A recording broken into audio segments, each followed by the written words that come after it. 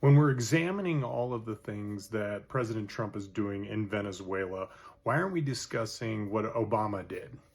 Hello, my name is Chris Ward. I'm an 11-year veteran of the U.S. Army and Army National Guard, and I wanted to take this opportunity to really discuss more of my opinion, because I see a lot of comments whenever I'm addressing a particular situation in American history or world history, and people say, well, what about?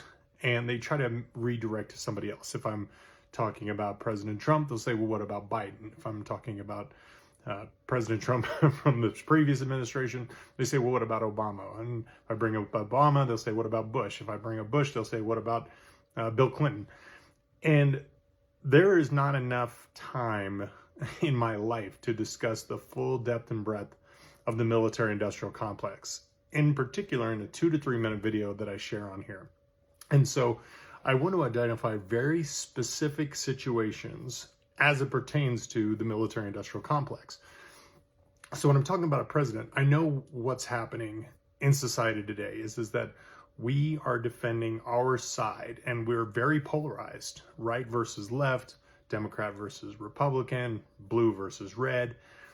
And I think this is very destructive because, for one, I just want to let you know, if you're wondering, my political affiliation is I am a staunch independent. I have mutual disdain for both the Republican and the Democratic parties. I also realize that, in my opinion, that the President of the United States has little to probably nothing to say about what the military-industrial complex does.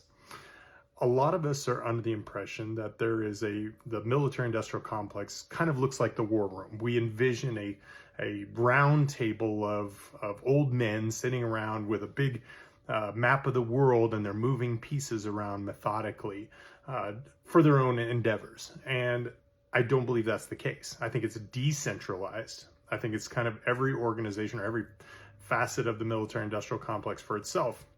And that the president is told what to do. Like, we see pictures of the war room, where it's the president and the Secretary of Defense and the Joint Chiefs sitting around watching a TV. And I think that's very indicative of what's actually happening. I think they're really more spectators than they are strategists.